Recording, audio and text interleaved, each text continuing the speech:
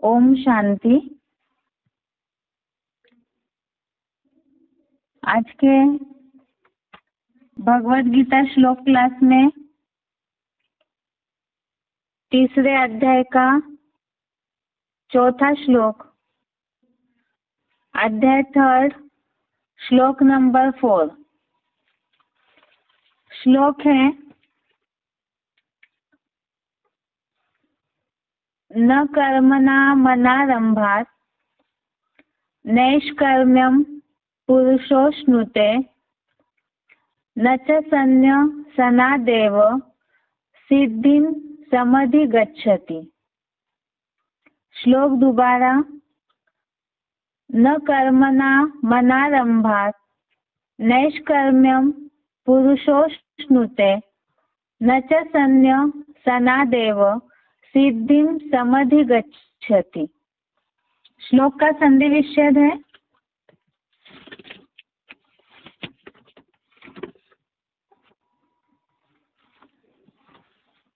न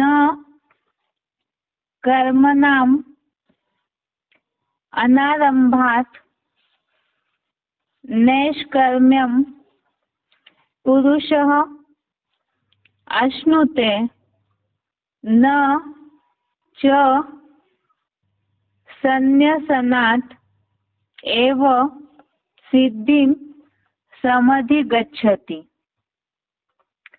संधि विच्छेद दोबारा, न कर्मणाम् अनारंभात् नैष्कर्म्यं पुरुषः अश्नुते न च सन्न्यसनात् एव सिद्धिं समधिगच्छति।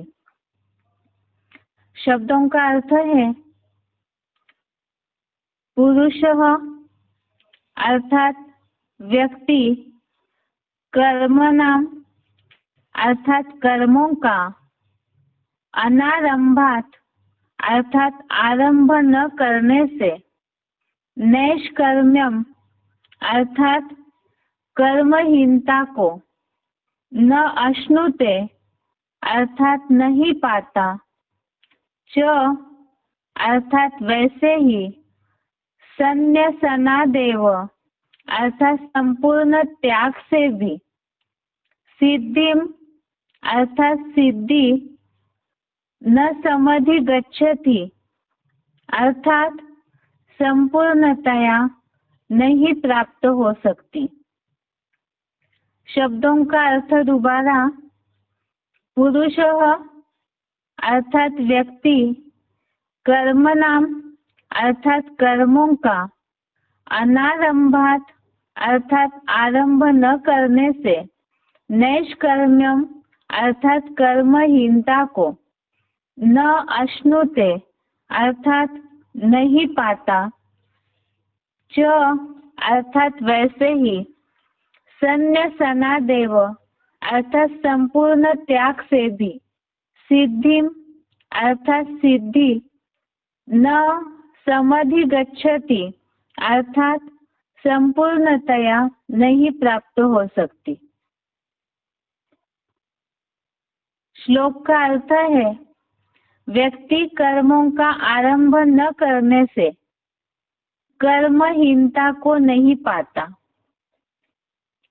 वैसे ही संपूर्ण त्याग से भी सिद्धि संपूर्णतया नहीं प्राप्त हो सकती।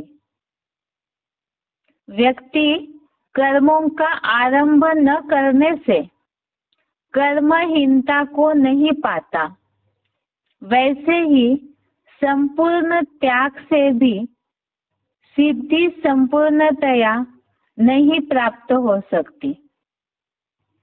अर्थात तीसरे अध्याय पूरी तरह से कर्मयोग के लिए ही बताया हुआ है। भगवत गीता एक खास धर्म क्षेत्र और कुरुक्षेत्र की भूमि में बताया हुआ शास्त्रों है, इसीलिए ही इसमें धर्मानुकूल कर्म कैसे करने हैं और वो कर्मों का जो युद्ध क्षेत्र है उसमें मूल बात तो है सारा कर्मों का ही खेल है, इसीलिए ही उन कर्मों के आधार से ही किस तरह से प्राप्ति हो सकती है, उसी के बारे में ही भगवत गीता में खास श्रीमत दिया हुआ है। इसीलिए ही शुरुआत में जो हमने शुरू के 2-3 श्लोक देखे तीसरे अध्याय में, उसमें यही बात बताई है कि भगवान आकर के कर्मयोग, बुद्धि योग के बारे में बताते हैं, जिसमें अर्जुन की बुद्धि भी भ्रमित हो रही थी। तो इसीलिए भगवान ने अर्जुन को उसके बारे में स्पष्टीकरण देना शुरू किया, जिसमें कल के श्लोक में देखा कि सांख्य योग एक पृथक नहीं है, अर्थात ज्ञान की मनन चिंतन प्रणाली और कर्म सहित योग, ये वास्तव में ही दोनों के द्वारा ही वही पद की प्राप्ति होती है। अभी यहाँ कर्मों के बारे में और विस्तार से आगे के श्लोकों में बताया है। इसमें सबसे पहली बात, जो द्वापर युग से ही कईयों ने सिद्धि प्राप्त करने के लिए या कुछ प्राप्ति हो, इसके लिए ही अपने अनुसार अलग अलग तरीके अपनाए हैं। और उसके बारे में ही सबसे पहले यहाँ बताया, व्यक्ति कर्मों का आरंभ न करने से कर्महीनता को नहीं पाता। अर्थात अगर कर्मों का आरंभ ही नहीं किया, कर्मों की शुरुआत ही नहीं की, तो कर्महीनता को कैसे पाएंगे। दूसरी बात, संपूर्ण त्याग से भी सिद्धि संपूर्णतया नहीं प्राप्त हो सकती। इसका मतलब खास तो है, जैसे आगे के श्लोकों में भी ये बात क्लियर की गई है कि अनिवार्य कर्म तो मनुष्य को करने ही चाहिए। भगवत गीता में कहीं भी हठयोगी बनने के लिए नहीं बताया है।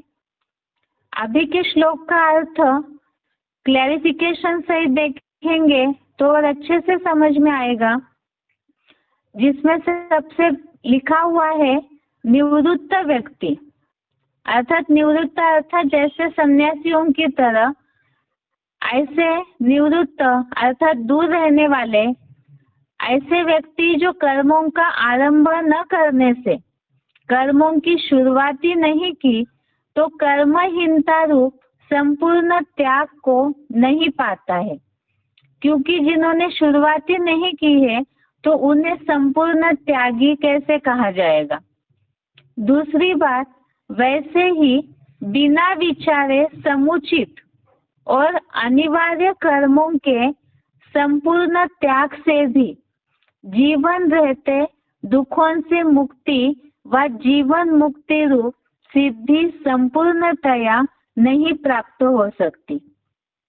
अर्थात द्वापर युग से जब से ही दुखों की शुरुआत हुई, वैसे ही मनुष्यों के मन में ये बातें आने लगी कि कर्म करने से, कर्मों के कारण संबंध संपर्क बढ़ने से ही दुखों की निर्मिति हुई, दुखों की शुरुआत हुई। इसीलिए कर्मों को शुरू ही न करें, या तो कर्मों को पूरी तरह से त्याग करके बैठे।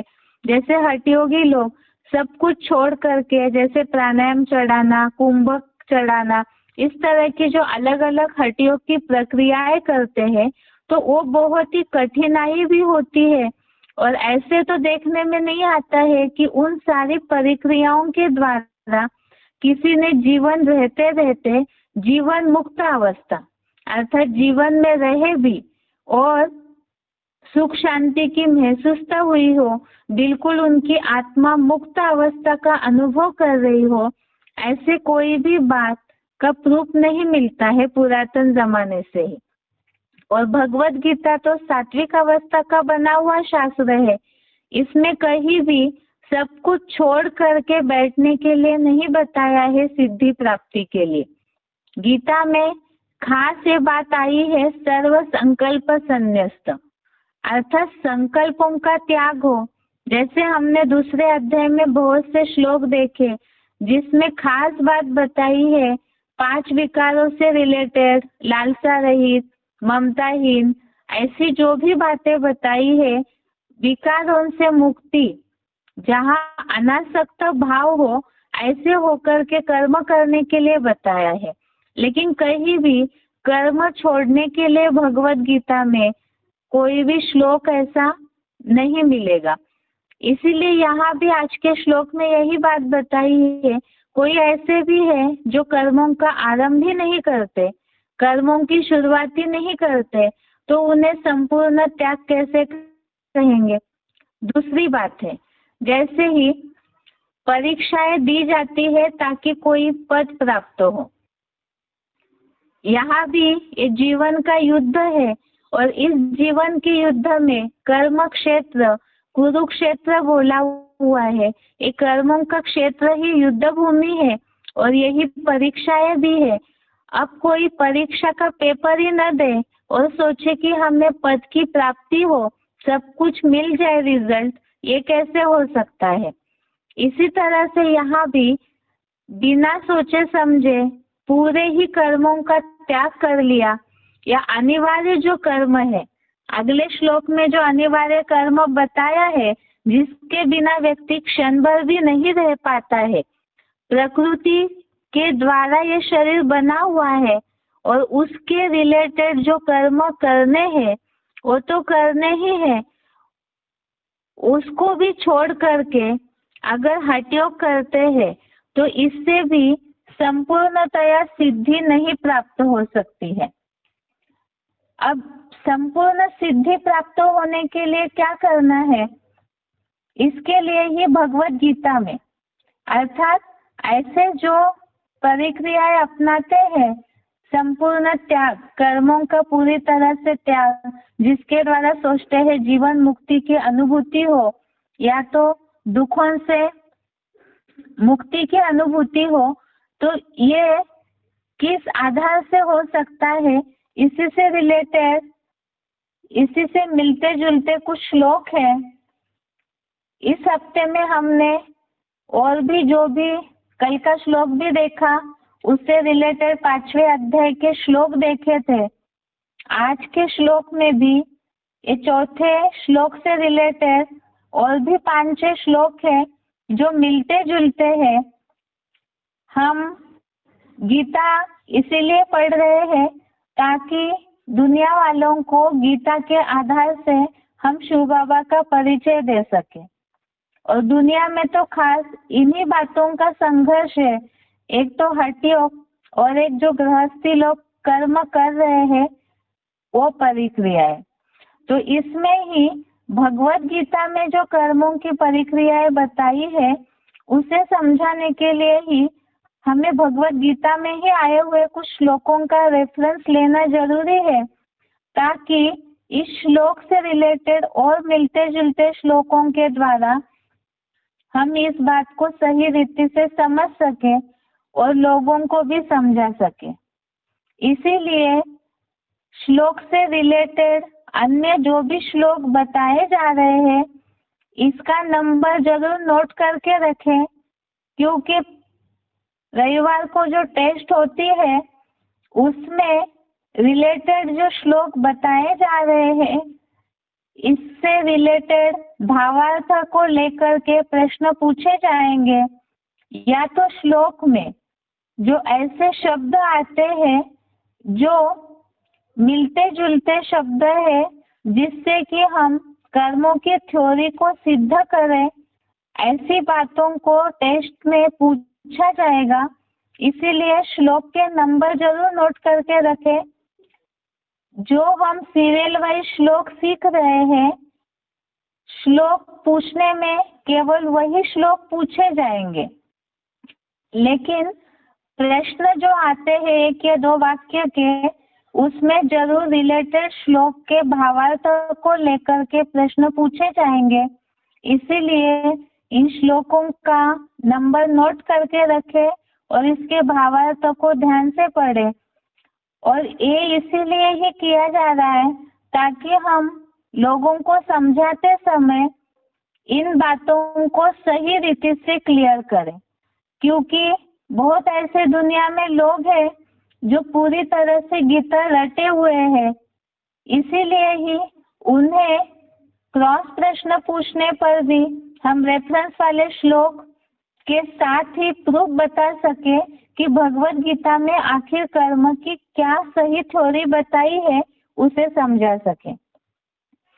अभी के श्लोक में हमने खास देखा कि कर्मों के त्याग से, संपूर्ण त्याग से या कर्म आरंभ न करने से सिद्धि प्राप्त नहीं हो सकती है। इसके लिए ही खास शास्त्रों में उदाहरण दिया जाता है राजा जनक का। राजा जनक के लिए बताया जाता है कि उन्होंने 1 सेकंड में जीवन मुक्ति प्राप्त की। इसके रिलेटेड कहानी भी बताई जाती है कि राजा जनक की परीक्षा हुई। वो गृहस्थ में रहते हुए भी ऐसी अवस्था में थे, राजपाट चलाते हुए भी उनको अपने राजपाट से, गृहस्थ व्यवहार से कोई भी आसक्ति नहीं थी।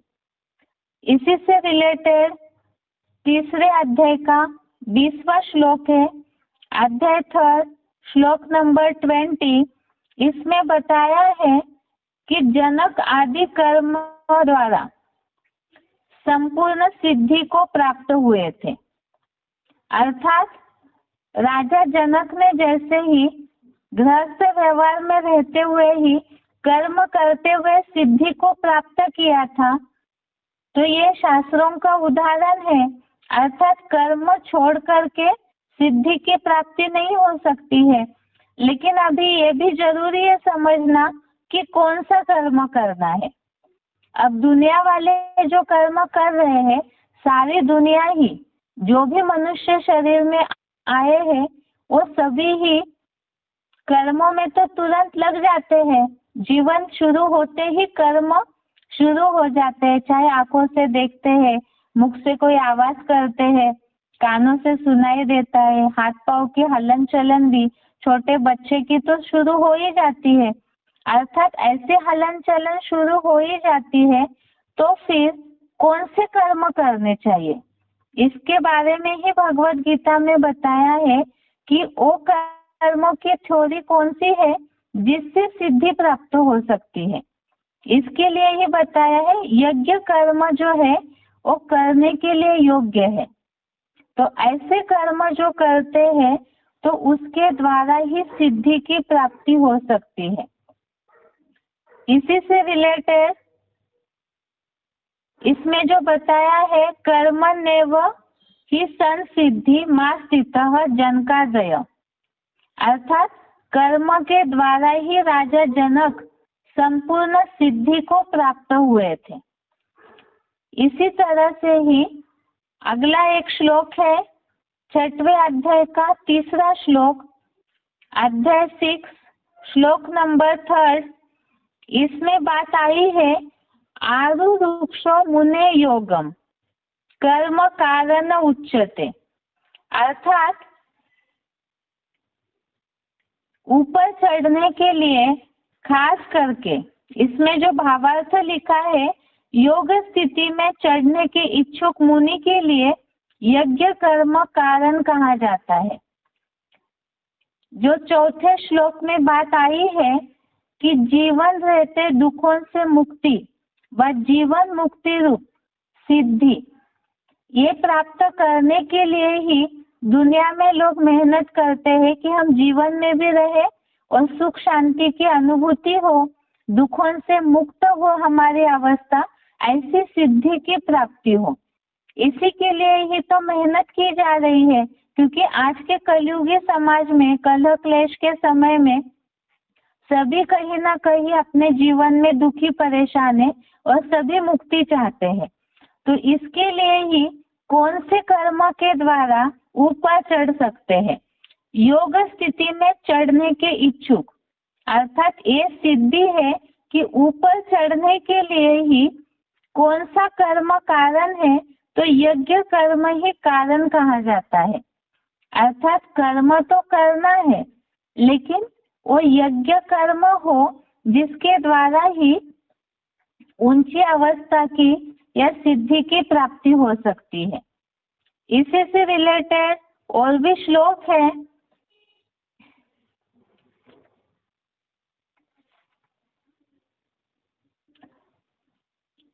आगे का श्लोक है 5वें अध्याय का 6वां श्लोक, अध्याय 5, श्लोक नंबर 6। इसमें यह बात आई है, जैसे हठयोगी लोग हैं तो उन्हें बहुत सारे शरीर को तकलीफ देनी पड़ती है। हठयोगी सन्यासी जो है, जो यहाँ श्लोक में बात आई है कि समुचित कर्म या अनिवार्य कर्मों को संपूर्ण त्यागते हैं, तो ऐसे जो लोग हैं तो उनको सिद्धि प्राप्त करने के लिए बहुत कठिनाई होती है, बहुत मेहनत करनी पड़ती है। उसके बावजूद भी जिस तरह से जीवन मुक्त अवस्था का अनुभव होना चाहिए वो नहीं होता है। यही बात 5वें अध्याय के 6वें श्लोक में बताई है, अध्याय 5, श्लोक नंबर 6। इसमें यह बात आई है, संन्यास तो कर्म योग बिना दुख पूर्वक प्राप्त होता है।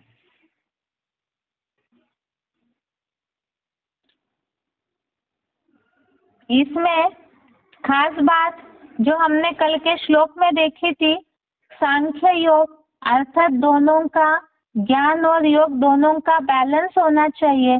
यही बात यहाँ भी बताई कि योग युक्त मननशील व्यक्ति परम ब्रह्म को शीघ्र ही पाता है, अर्थात परम ब्रह्म की जो शांति की अवस्था है ये सिद्धि है, और उसे प्राप्त करने के लिए योग युक्त प्लस मनन चिंतनशील अर्थात सांख्य और योग, ये दोनों की बैलेंस वाली अवस्था होनी चाहिए।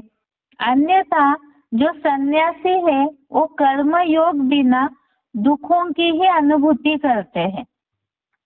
इसका मतलब 3रे अध्याय का जो 4था श्लोक हम देख रहे हैं, अध्याय 3 श्लोक नंबर 4, इसमें जो बात खास बताई है कि कर्मों का आरंभ न करने से और संपूर्ण त्याग से भी सिद्धि प्राप्त नहीं हो सकती है, जैसे कि सन्यासी।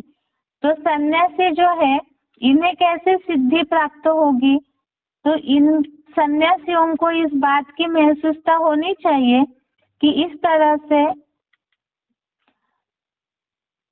कर्म योग के बिना सिद्धि की प्राप्ति नहीं हो सकती है। अगला श्लोक है इसमें,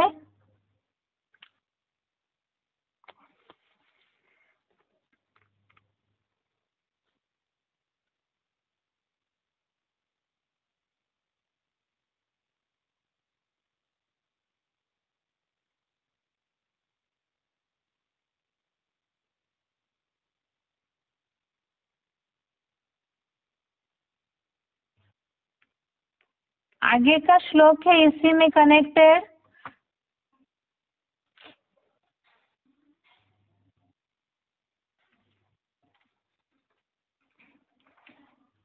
इससे कनेक्टेड आगे का श्लोक है,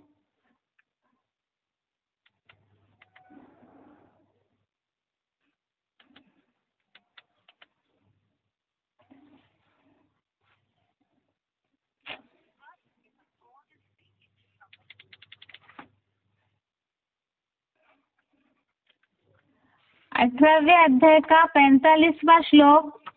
इसमें यह बात 46वां श्लोक, अध्याय 18 श्लोक नंबर 46, इसमें यह बात आई है,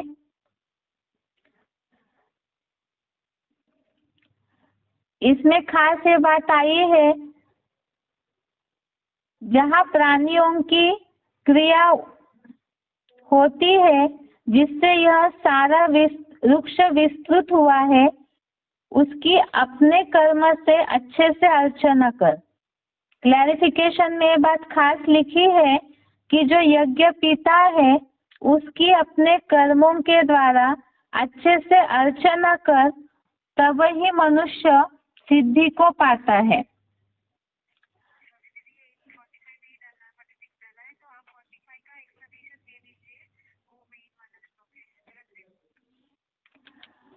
इसमें जैसे खास बात बताई है कि कर्मों की सिद्धि की बात चल रही है, खास सारी दुनिया कर्मों की मेहनत के लिए ही सारा कर रही है, सिद्धि प्राप्त करने के लिए ही सब कुछ कर रही है। तो इसमें खास बात है कि जो यज्ञ पिता है, परम ब्रह्म वाली जो आत्मा है, वो तो पूरी तरह से सिद्धि प्राप्त की हुई है। तो उस यज्ञ पिता के यज्ञ कर्मों को अगर करते रहेंगे तो उसी तरह से सिद्धि की प्राप्ति की अनुभूति होगी। इसी के साथ साथ 18वें अध्याय का 45वां श्लोक, अध्याय 18 श्लोक नंबर 45, इसमें अध्याय 18 श्लोक नंबर 45 में ये बात खास आई है। श्लोक नहीं पढ़ेंगे, केवल इसका अर्थ देखिए। भावार्थ में लिखा है कि अपने अपने कर्मों से सदा लगा हुआ मनुष्य संपूर्ण सिद्धि रूप वैकुंठ को पाता है। स्वकर्म में लगा हुआ कोई भी वर्ण का पुरुषार्थी जैसे सिद्धि को पाता है, उसे सुन। वो तो आगे के श्लोकों में बताया है। यह खास बात है कि अपने अपने कर्मों से इस पुरुषोत्तम संगम की शूटिंग में सदा लगा हुआ मनुष्य संपूर्ण सिद्धि रूप वैकुंठ को पाता है।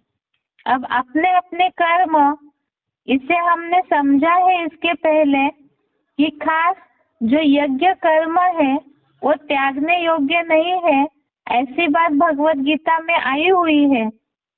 उसके साथ साथ ही जो यज्ञ पिता है उसकी अच्छे से अर्चना कर तो सिद्धि को प्राप्त करेगा।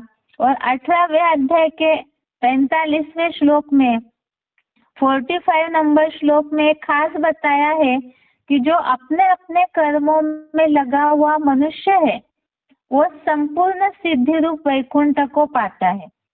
अर्थात कहीं भी भगवत गीता में कर्मों को छोड़ने की बात नहीं आई है, बल्कि कर्म करने की बात आई है।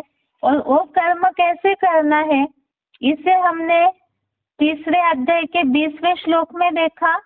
जनक जैसे कर्म करना है, जो जनक ने जैसे सिद्धि प्राप्त की कर्म करते हुए, तो इसी तरह से जो अनासक्त भाव से रहेगा तो उन्हें ही सिद्धि की प्राप्ति होगी।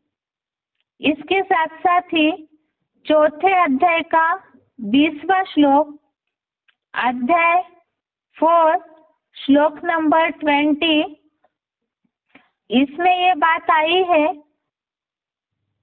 त्यक्त्वा कर्म फला संगम नित्य तृप्तो निराश्रय।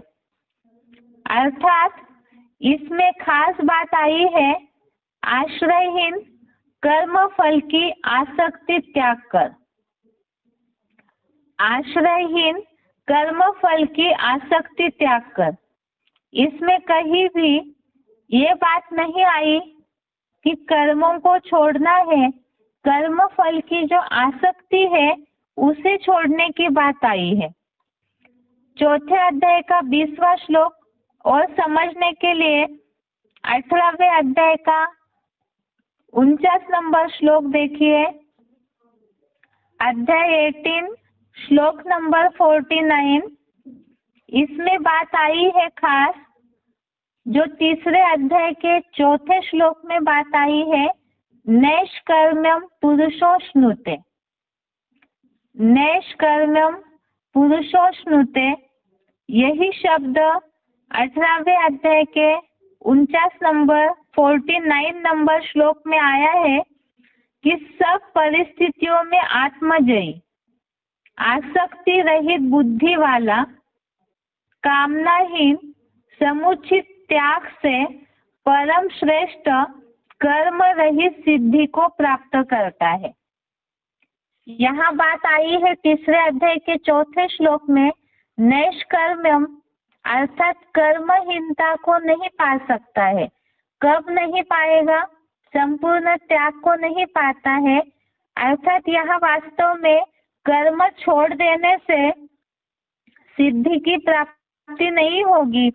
यही बात 18वें अध्याय के 49 नंबर श्लोक में बताई है कि सब परिस्थिति में आत्मजयी, आसक्ति रहित बुद्धि वाला, कामनाहीन, समुचित त्याग से परम श्रेष्ठ कर्म रहित सिद्धि को प्राप्त करता है। यहाँ नैष्कर्म्यम ये जो बात आई है, कर्महीनता या कर्म रहित ऐसे भावार्थ से बात आई है, तो यहाँ पर सिद्धि प्राप्त करने के लिए जरूरी है आसक्ति रहित होना। दूसरे अध्याय में भी हमने एक बात देखी थी, दूरे न हैवरम कर्म बुद्धि योगा धनंजय। इस बात में भी ये बात आई कि कर्मों से दूर रहना, अर्थात जो परमात्मा की याद के बिना जो कर्म करते हैं, वास्तव में वो कर्म जो है अत्यंत नीचा है। कर्म तो करना ही है, लेकिन उसके लिए खास बात बताई है, कर्म के साथ योग शब्द जुड़ा हुआ है और साथ साथ फल की अपेक्षा नहीं रखनी है। इस श्लोक का एक बार सार समझते हैं सारे श्लोकों के रेफरेंस के साथ। तीसरे अध्याय के चौथे श्लोक में खास बात आई है सिद्धि प्राप्त करने की। हठ योग करते हैं, कर्म रहित हो जाते हैं, कर्मों की शुरुआत नहीं करते, या तो समुचित या अनिवार्य कर्मों का त्याग करते हैं, तो जीवन मुक्ति रूप सिद्धि की प्राप्ति नहीं हो सकती है। अब प्राप्ति कब हो सकती है, इसके लिए ही हमने समझा तीसरे अध्याय का 20वां श्लोक जो है, इसमें बात आई जनक जैसी सिद्धि की प्राप्ति की, अर्थात कर्मण्येव संसिद्धि जनकादय, ये जो शब्द आया है, अर्थात जनक जैसे सिद्धि की प्राप्ति तभी हो सकती है जब आसक्ति रहित कर्म हो, लोक संग्रह अर्थ ही, लेकिन खास यज्ञ कर्मों में जो लगा हुआ है, तब ही जनक जैसे सिद्धि की प्राप्ति हो सकती है। इसके साथ साथ ही जो 6वें अध्याय का 3रा श्लोक है, इसमें भी ये बात आई कि खास तो है सर्व संकल्पों का त्याग करना है और योग युक्त स्थिति में ऊंचा चढ़ने के लिए कर्म छोड़ने से ऊंचा नहीं चढ़ेंगे। इसमें 6वें अध्याय के 3रे श्लोक में बात आई है आरुरुक्षो मुने योगम कर्म कारण उच्चते, अर्थात यज्ञ कर्म ही ऊंची अवस्था में चढ़ने के लिए कारण बन जाता है, और ऐसी ऊंची अवस्था में चढ़ने के लिए खास है सर्व संकल्प संन्यस्त, सर्व संकल्पों का जो त्याग करता है। उसके साथ साथ ही जो 18वें अध्याय के 49 नंबर श्लोक 49 नंबर श्लोक में खास बात आई है कि आसक्ति रहित जो कर्म करते हैं, तो उसी से ही सिद्धि की अर्थात जीवन मुक्त अवस्था की प्राप्ति हो सकती है। यह आज का श्लोक है, एक बार इसका उच्चारण सुनते हैं, उसके बाद जो 3 श्लोक इस हफ्ते सीखे हैं उसका रिवीजन।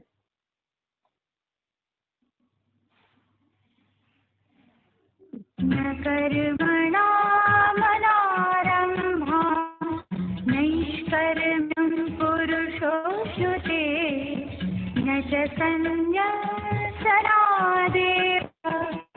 सिद्धिं समधिगच्छति। निवृत्त व्यक्ति कर्मों का आरंभ न करने से कर्महीनता रूप संपूर्ण त्याग को नहीं पाता, वैसे ही बिना विचारे समुचित और अनिवार्य कर्मों के संपूर्ण त्याग से भी जीवन रहते दुखों से मुक्ति व जीवन मुक्ति रूप सिद्धि संपूर्णतः नहीं प्राप्त हो सकती।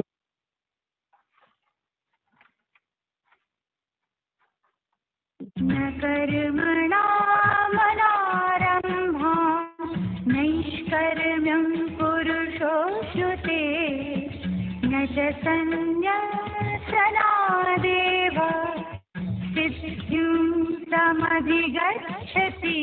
निवृत्त व्यक्ति कर्मों का आरंभ न करने से कर्महीनता रूप संपूर्ण त्याग को नहीं पाता, वैसे ही बिना विचारे समुचित और अनिवार्य कर्मों के संपूर्ण त्याग से भी जीवन रहते दुखों से मुक्ति व जीवन मुक्ति रूप सिद्धि संपूर्णतः नहीं हो सकती। आगे है इस हफ्ते के श्लोक का रिवीजन, उसके बाद बेसिक कोर्स। इस हफ्ते का पहला श्लोक था तीसरे अध्याय का पहला श्लोक। तीसरे अध्याय का पहला श्लोक है, अर्जुन उवाच जायसी चेत कर्म नस्ते मता बुद्धि जनार्दन तत्किं कर्मणि घोरे माम नियोजयसि केशव। अर्थ है, हे अवधरदानी, आप कर्मेंद्रियों के कर्म योग से बुद्धि योग श्रेष्ठ मानते हो जो ज्ञानेंद्रियों से जुड़ा है, तो हे ब्रह्मा के स्वामी, अघोरियों जैसे नीच घोर भ्रष्टेंद्रियों के कर्म में मुझे क्यों लगा रहे हो? अघोरियों को तो कोई नहीं चाहता है। हमने इससे रिलेटेड सिलेक्टेड पॉइंट सुना था कि महाभारत में जो ढेर सारी मारकाट होती है, वो महाविनाश और महामृत्यु का जो काल है, तो वो बहुत घोर कर्म है। इसीलिए ही अर्जुन ने ये बात बोली भगवान से कि ऐसे मारने वाले कर्मों में मुझे क्यों लगा रहे हो। अगला श्लोक है तीसरे अध्याय का दूसरा श्लोक, अध्याय 3 श्लोक नंबर 2। श्लोक है, व्यामिश्रेणेव वाक्येन बुद्धिं मोहयसीव मे तदेकं वद निश्चित्य येन श्रेयो हमाप्नुयाम। अर्थात एक दूसरे से परस्पर मिले हुए दोहरा अर्थ देने वाले ब्रह्म वाक्यों से मेरी बुद्धि इस तरह किस लिए भ्रमित सी कर रहे हो? तो कर्म योग बुद्धि योग में से निश्चय करके एक बात मेरे से कहो, जिससे मैं निश्चय बुद्धि विजयते बन सकूं और श्रेष्ठता को प्राप्त करूं। इस श्लोक में हमने समझा था कि वास्तव में भगवान जो है गॉड इज ट्रूथ कहे जाते हैं, सत्य एक ही होता है, तो भगवान कभी भी दो दो अर्थ वाली बातें नहीं करेंगे। इससे रिलेटेड हमने पॉइंट भी सुने थे, जैसे कि बाबा की मुरलियों को लेकर के भी शिव बाबा जो क्लैरिफिकेशन देते हैं, या मुरलियाँ जो चली हुई है शिव बाबा की, उसमें भी कईयों को ये डाउट आता है, संशय आता है कि बाबा दो दो अर्थ वाली बातें क्यों करते हैं। शिव बाबा ने बोला है, शिव बाबा की वाणी का प्रसंगांतर नहीं होता, कोई ना कोई ऐसी रेफरेंस होता है जिस बात का उदाहरण समझाने के लिए बातों को बताया जाता है। दूसरी बात है कि जैसे शिव बाबा की बातें जो है वो दो अर्थ वाली नहीं होती है।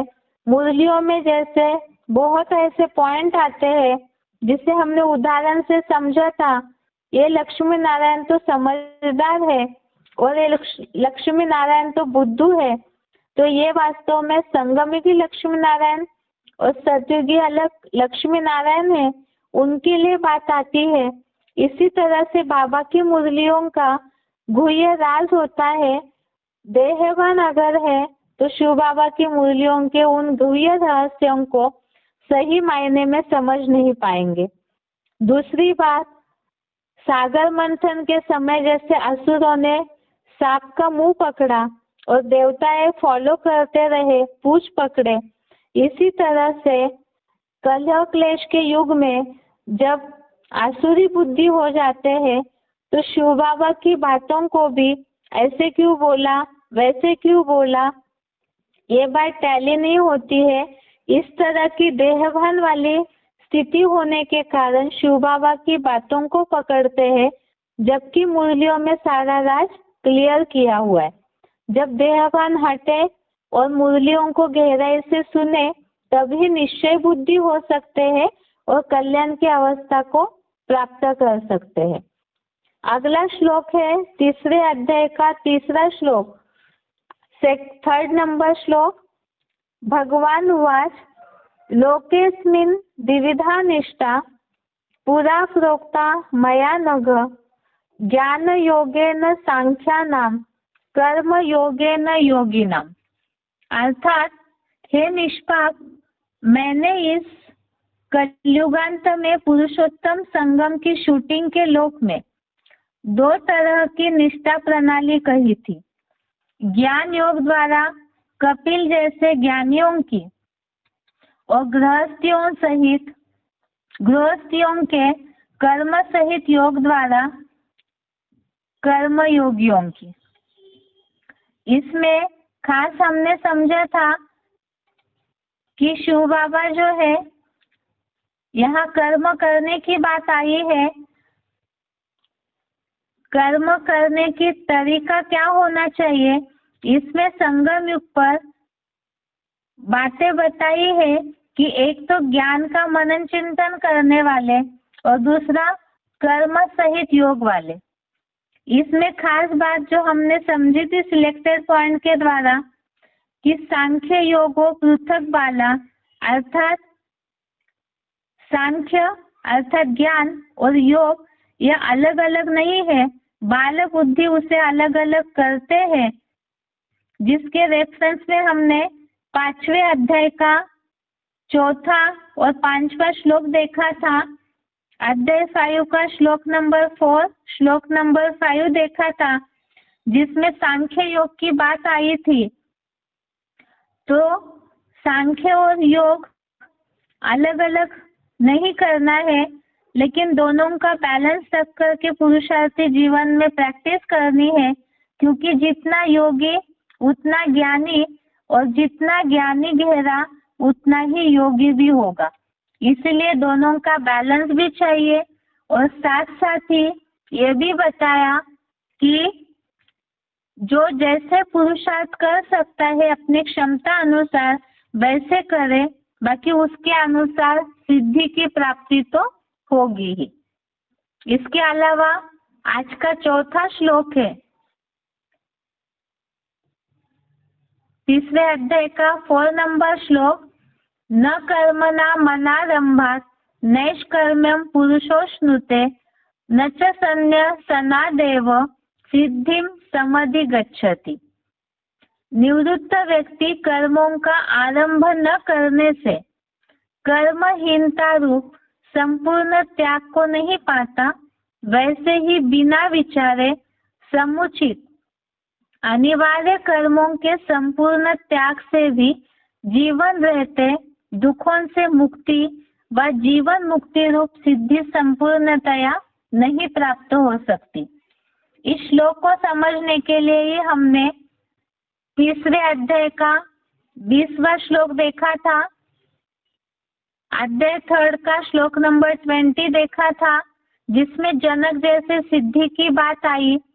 6वें अध्याय का 3रा श्लोक देखा था, अध्याय 6 श्लोक नंबर 3। इसमें कर्मों के द्वारा ही योगी जो है ऊंची अवस्था को प्राप्त कर सकते हैं, लेकिन वो कर्म कौन सा होना चाहिए, यज्ञ कर्म होना चाहिए। इसके अलावा 18वें अध्याय का 45वां श्लोक देखा था, 45 नंबर श्लोक अध्याय 18 का। इसमें जो बात आई है नैष्कर्म्यम, अर्थात आसक्ति रहित कर्म हो, फलों की आसक्ति न हो, अनासक्त भाव से कर्म करते हो, तभी सिद्धि की प्राप्ति हो सकती है, जिसके लिए ही 4थे अध्याय का 20वां श्लोक भी हमने देखा था, अध्याय 4 का श्लोक नंबर 20। तो ये आज का श्लोक हो गया। मुरलियों में भी अव्यक्तवाणियों में भी बाबा ने बोला है कर्मों की गति बहुत गुह्य है।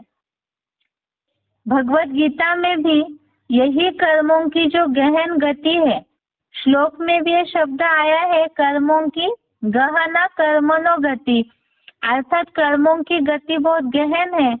तो इसे समझने के लिए ही इस श्लोकों का सही रीति से अध्ययन करना जरूरी है, तभी हम अपने जीवन में भी कर्मों की थ्योरी को समझ सकते हैं।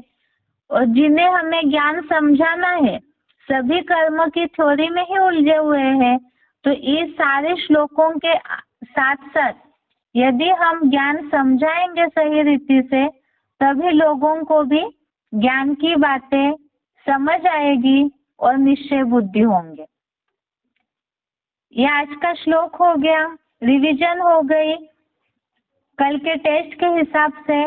अभी आगे बेसिक कोर्स, बेसिक कोर्स में कल हम देख रहे थे आसुरों के लक्षण। आसुरों के लक्षण में 16वें अध्याय का 4था श्लोक देखा था। लिंक जोड़ने के लिए रेफरेंस बता रहे हैं।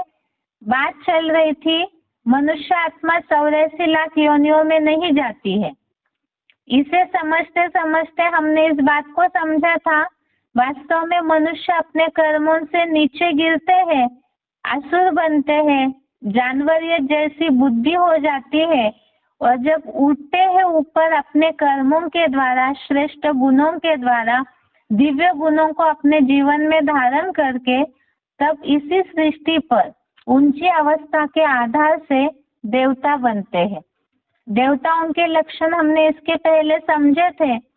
अब आज का समाज एक कलयुगी सृष्टि आसुरों से, राक्षसों से भरी हुई है, जिसके लिए हमने समझा था कि ऐसे जो बार बार पाप करते हैं तो मूढ़ा जन्मनी जन्मनी ऐसे मूर्ख योनियों में ही उन्हें फेंका जाता है अपने कर्मों के द्वारा, वो आसुर योनियों में ही जन्म लेते हैं। तो उन आसुरों के जो लक्षण है वो 16वें अध्याय में पूरी तरह से दिए हुए हैं। टेस्ट के हिसाब से इससे रिलेटेड जो श्लोक अभी पढ़ाए जा रहे हैं उसका नंबर जरूर नोट करके रखें। 16वें अध्याय के 4था श्लोक, अध्याय 16 श्लोक नंबर 4।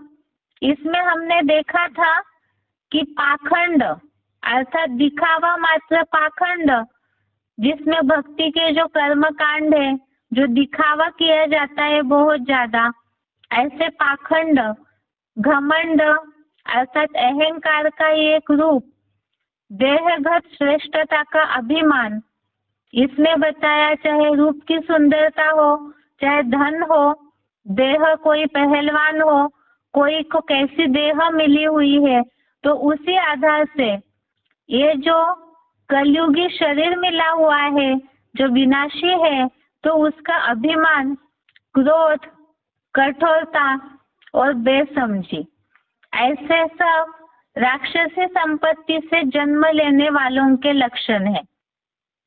इसे हमने उदाहरणों के साथ समझा था पहले भी।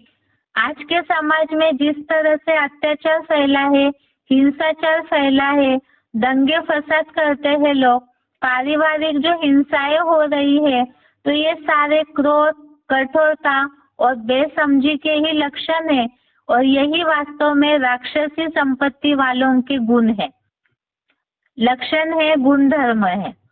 इसके साथ 16वें अध्याय का 7वां श्लोक, अध्याय 16 श्लोक नंबर 7, इसमें बात आई है द्वापर युग से ऐसे अनेक आसुरी गुणों वाले देहाभिमानी मनुष्य करने योग्य सुखदायी कर्म और त्यागने योग्य दुखदायी हिंसक कर्मों को नहीं जानते। उनमें ऐसी न तन, मन, धन आदि की शुद्धता, न सदाचार और सत्यता भी नहीं होती है। इसमें खास त्यागने योग्य कर्म और करने योग्य कर्मों में जो निर्णय नहीं ले पाते हैं, तो ये सारे असुरों के ही लक्षण है। इसके साथ साथ तन, मन, धन की शुद्धता ये न रखना, इसे भी हमने उदाहरणों के साथ समझा था। तन की शुद्धता के बारे में तो सब जानते हैं, फिर भी आज की पाश्चिमात्य संस्कृति को, विदेशी परंपराओं को अपनाने के कारण लोग तन की शुद्धता भूल गए। उसे ही अंधश्रद्धा माना जाता है या सोचते हैं ये सारे ही पिछड़ी जमाने की बातें हैं, पुराने जमाने की बातें हैं, इसे क्या फॉलो करना है। मन की शुद्धता अर्थात शुद्ध संकल्प, शुभ भावनाएं, कोई छल कपट न होना मन में, तो ये है वास्तव में मन की शुद्धता, पवित्रता। लेकिन इसे भी फॉलो नहीं किया जाता है। और धन की शुद्धता भी समझी, रिश्वत, चोरी चकारी, भ्रष्टाचार, ब्लैकमेलिंग या कोई भी चीज से डबल पैसे कमाना, ये काले धन के रूप में ही आता है। तो ये सारी ही धन की शुद्धता आज के जमाने में रही नहीं है। तो परसेंटेजली सभी में ही देहभान ही वास्तव में रावण का पहला मुख बताया है। इसी आधार से ये असुरों के लक्षण हैं जिनमें कोई भी प्रकार के गुण मौजूद नहीं होते हैं। आगे आज का श्लोक देखते हैं असुरों के लक्षणों का। 16वें अध्याय का 18वां श्लोक, अध्याय 16 श्लोक नंबर 18। श्लोक है अहंकारम बलम दर्पम कामम क्रोधम च संश्रिता माम आत्मपर देहेषु प्रद्विषन्त अभ्यसूयकः। अध्याय 16 का श्लोक नंबर 18 है अहंकारम बलम दर्पम कामम क्रोधम च संश्रितः माम आत्मपर देहेषु प्रद्विषन्तः अभ्यसूयकः। अर्थात जन, धन, धाम के अहंकार, बल, घमंड, काम और क्रोध के सदा आश्रयी अपनी व पर देह में मुझ योग ऊर्जा को विद्वेष करते हुए निंदक है। इसमें खास बताया जन बल, धन बल या धाम अर्थात घर, प्रॉपर्टी, इससे रिलेटेड अहंकार। तो इसमें ये सारे ही देह के द्वारा कमाई जाने वाली चीजें हैं।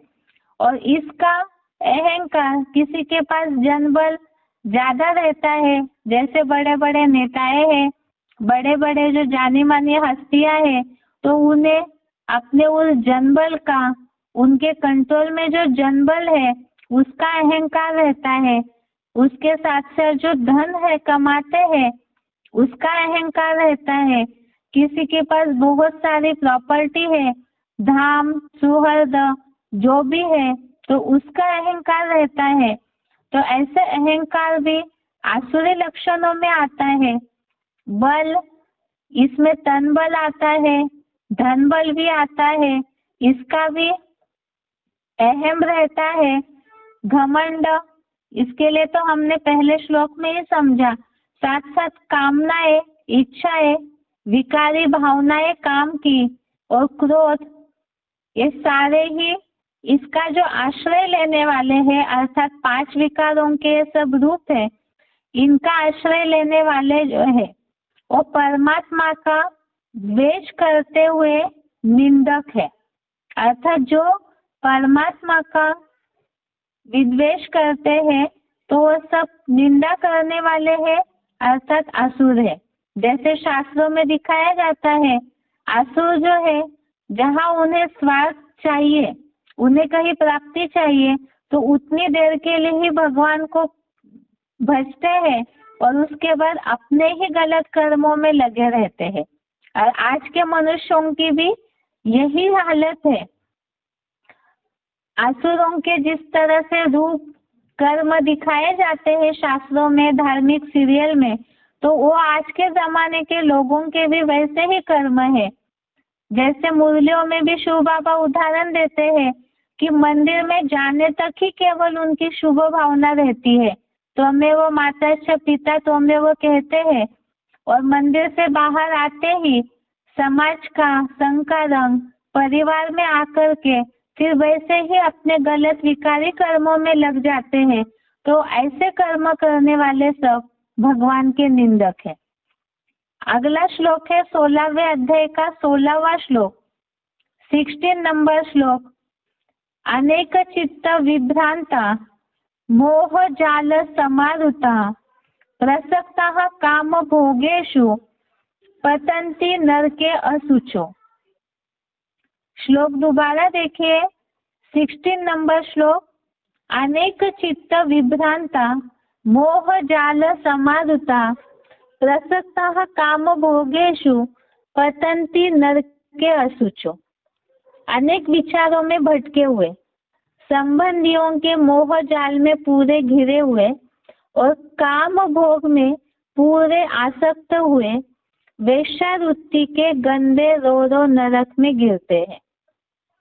असुरों को पाताल लोक का वासी दिखाया जाता है, नरक का वासी दिखाया जाता है, और इन नरक वासियों के लक्षण बताए हैं अनेक विचारों में भटके हुए।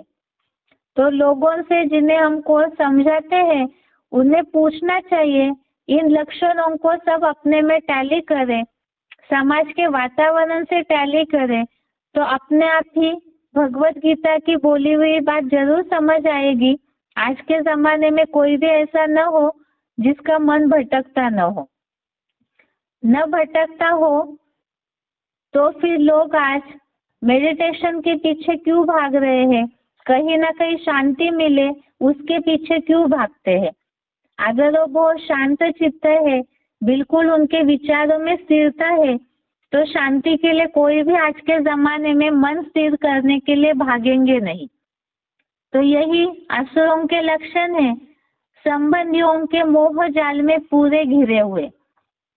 तो देह है, तो देह से रिलेटेड जो भी संबंधी है उनके मोह जाल में घिरे हुए रहते हैं।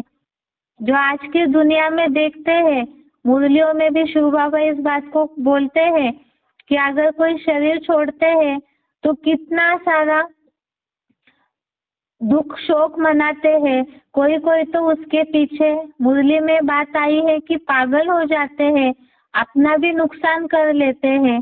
तो इस तरह से देह जो विनाशी है, तो उन देह के संबंधियों के मोह जाल में घिरे हुए। और साथ में भगवत गीता में और भी एक शब्द आया है, कामोपभोग परमा, अर्थात यहाँ पर काम भोग में ही पूरे आसक्त हुए। तो आज की दुनिया में जैसे बहुत से लोग हैं जिन्हें अगर ज्ञान सुनाने जाए तो सबसे पहले ये पूछते हैं कि ज्ञान में तो पवित्रता को पालन करना होता है, सब छोड़ने बोलते हैं, तो ये सृष्टि कैसे बढ़ेगी? दुनिया वालों को सबको सृष्टि बढ़ने की चिंता लगी हुई है, लेकिन देवताओं ने जैसा पवित्र जीवन अपनाया है तो वो कैसे पवित्र बने कि पूजा योग्य बने, जो जाके सारी दुनिया मंदिरों में सिर झुकाती है, इसके बारे में कोई नहीं सोचते हैं। इसलिए नहीं सोचते हैं क्योंकि उनकी खुद की इच्छाएं, आसक्ति पूरी नहीं हुई है। तो इसीलिए इस तरह से बातों में भटका करके अपनी इच्छाएं पूरी करने में लगे हुए रहते हैं। इसीलिए भगवत गीता में खास ऐसे असुरों के लक्षण बताए हैं कि जो इन्हीं विकारों में पूरी तरह से घिरे हुए जो है और नरक में गिरते हैं। और कलयुगी जो समाज है, इन सबकी यही मानसिकता है परसेंटेजली नंबरवार। तो ऐसे असुरों के लक्षण बताए हैं। 16वें अध्याय का 21वां श्लोक, अध्याय 16 श्लोक नंबर 21। त्रिविधम नरकस्य इदम द्वारम नाशनम आत्मनः कामः क्रोधः तथा लोभः तस्मात् एतत् त्रयम् त्यजेत्। अर्थात काम, क्रोध और लोभ ये आत्मा के तन, मन, धन और बुद्धि के नाशक नारकीय त्रिविध द्वार है। ये तीनों महाशत्रुओं के मानिंद त्याज्य है। अर्थात काम, क्रोध और लोभ ये नरक में ले जाने वाले द्वार है। इन्हें त्यागना चाहिए। अर्थात ये भी आसुरों के लक्षण है। इन सारे ही जो हमने एग्जाम्पल के लिए 5 श्लोक देखे आसुरों के लक्षण के, तो ये परसेंटेजली मनुष्य खुद अपने में, जिन्हें भी हम ज्ञान समझाते हैं उन्हें बोलना है कि खुद अपने में चेक करें कि हमारे में परसेंटेजली अवगुण है या नहीं है, क्योंकि ये तो भगवान ने गीता में आसुरों के लक्षण बताए हैं। तो इसी सृष्टि पर मनुष्य अपने देहभान की मिट्टी में इतना रम जाता है, विनाशी देह में इतना रम जाता है और उससे रिलेटेड विकारी भावनाओं में, कि वो गिरी हुई जो स्थिति है वही वास्तव में नरकीय स्थिति है। अर्थात 5 विकारों से वशीभूत जो मनुष्य है वही वास्तव में असुर कहा जाता है। इसीलिए ही गीता के आधार से ही हमने समझा कि अलग से जानवर योनियां कोई होती नहीं है। जानवर जैसे कर्म करते हैं, जैसे अनेक विचारों में भटके हुए, तो मुरलियों में भी जो एग्जाम्पल शिव बाबा देते हैं बंदर का, कि बंदर कहीं भी बैठा हुआ होगा तो स्थिर नहीं रहता है। तो जिसकी इंद्रिया स्थिर नहीं उसका मन कैसे स्थिर हो सकता है। तो ऐसे ही जानवर जैसे ही सब मनुष्यों की स्थिति है। इसीलिए ही यही वास्तव में मनुष्य ही आसुरी रूप धारण करता है कलयुगांत में। यह है बेसिक कोर्स, और टेस्ट के लिए भी यही आसुरों के लक्षण वाले श्लोक है। इसके साथ साथ ही आज का गीता का क्लास पूरा होता है। अगले हफ्ते में हम मनुष्य जन्म कौन सा श्रेष्ठ है, कैसे श्रेष्ठ है, सृष्टि की आयु लाखों वर्ष है या नहीं है, इसके बारे में समझते हैं। आज के लिए यहाँ तक ही। ओम शांति।